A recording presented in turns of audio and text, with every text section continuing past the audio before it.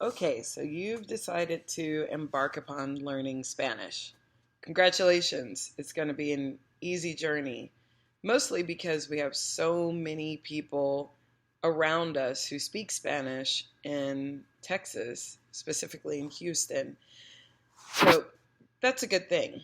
The thing is that when you're learning Spanish, you have to understand that there are so many different types of things that you're going to hear that it's going to make your journey that much more interesting. Now, I'm not going to say that these are different types of Spanish. Some major differences in those dialects, but they're not too much that one person can't understand the other unless they're doing it on purpose. So, for example, commonly in the Houston area, you'll hear two predominant dialects. You will hear the Mexican Spanish dialect, and you'll also hear the Central American Spanish dialect. Those are huge because they're the two largest communities of immigrants here in Houston.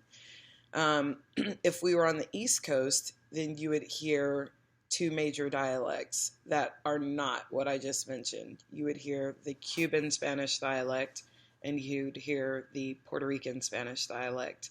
And then the third one would be the Mexican Spanish dialect.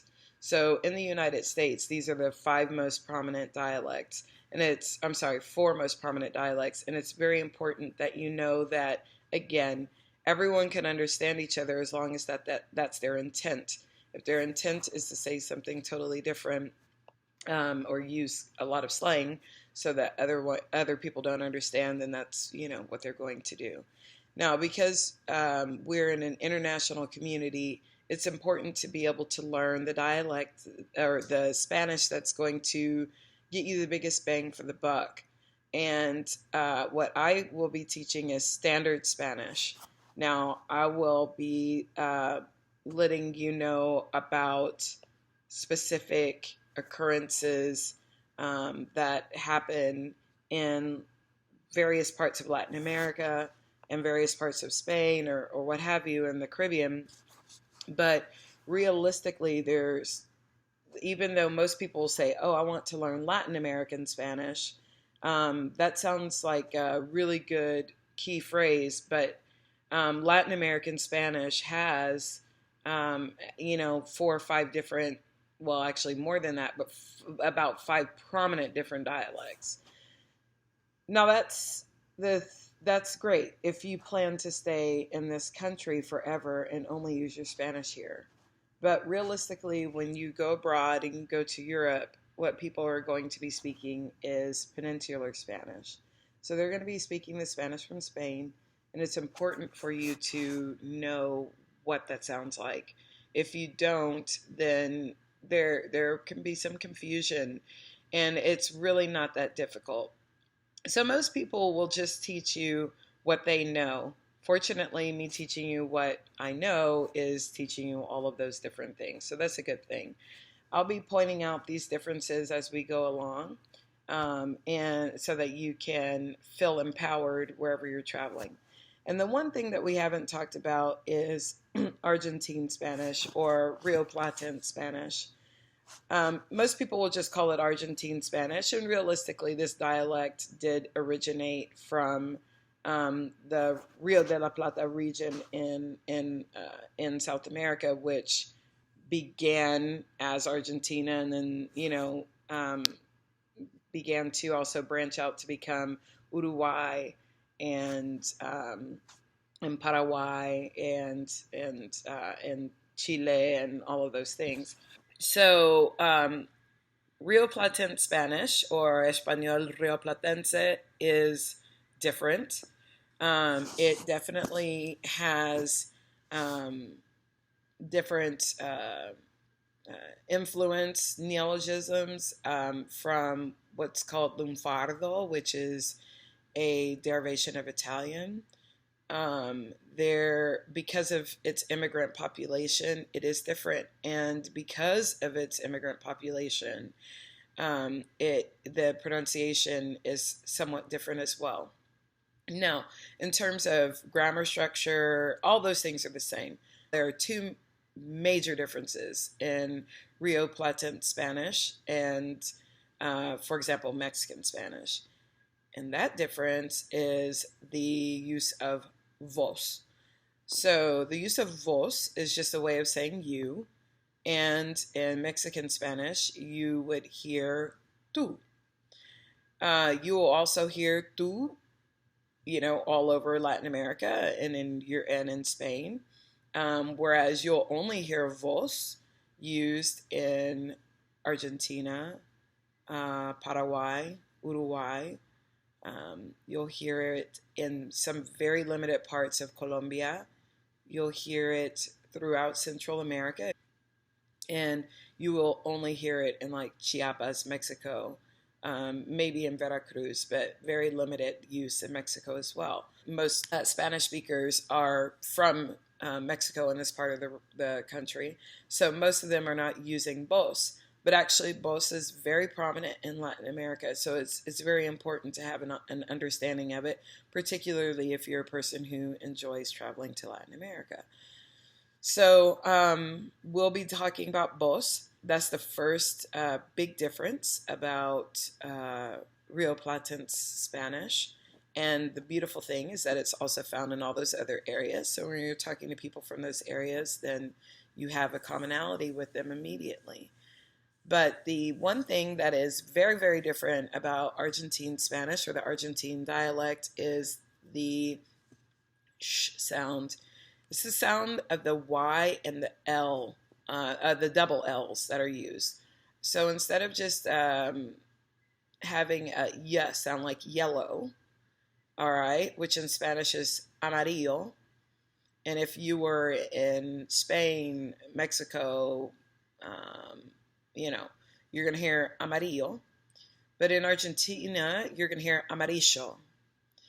And that is a very big difference. That is the most notable difference about Argentine speakers or Rio Platense speakers than anything else. Most people will say it's the use of vos, but that's not, because you could be from Costa Rica using vos.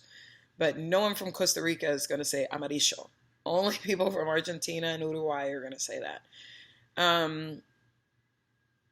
If you want to say the word, I'm trying to think of a Y word, that Y is still going to get that same sh sound.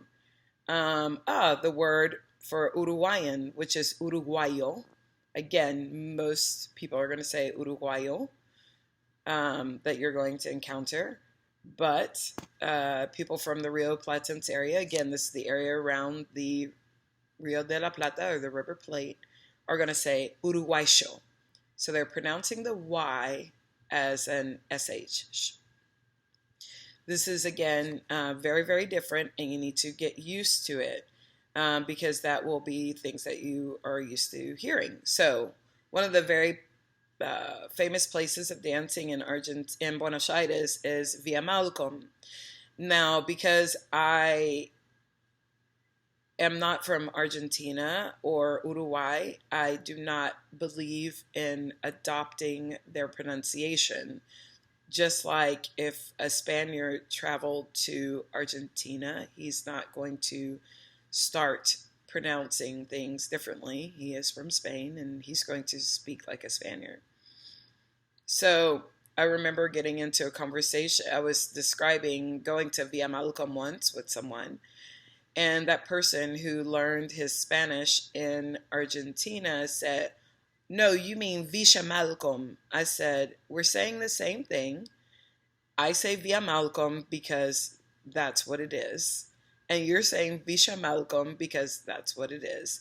There's no right or wrong way of pronouncing that word." Well, there is a wrong way, but it isn't what I said. So it's important that you don't get into this, don't get married to doing things the way someone else is doing it. It's important that you do it the way that you want to do it. So that is a very important idea. You need to figure out what it is that you want to do and go with it. I will be pronouncing things in their standard pronunciation. So that means that I will be pronouncing double L's and Y's like Y, and I will be pronouncing C's and Z's as they are written as well. If I were teaching you Peninsular Spanish, we would have to soften the C and the Z to sound like THs, and I'm not going to be teaching that. However, when I am in Spain, that is exactly what comes out. And when I'm talking to Spaniards, that's what comes out, because that's the Spanish that I learned. I'd like to give you a Spanish that is going to be available and understood by you and anyone else who you're talking to. So that's going to be very important. All right, so there are going to be some differences. Know that whenever you travel, you're going to acquire more of those differences, and that's great. Just keep adding them to your language tool belt, and it's going to give you an opportunity to be in Mexico and speak like they speak, and then be in Argentina and speak like they speak, and then be in Spain and speak like they speak, and you get to create relationships based on familiarity instead of some rigid adherence to a pronunciation or a structure.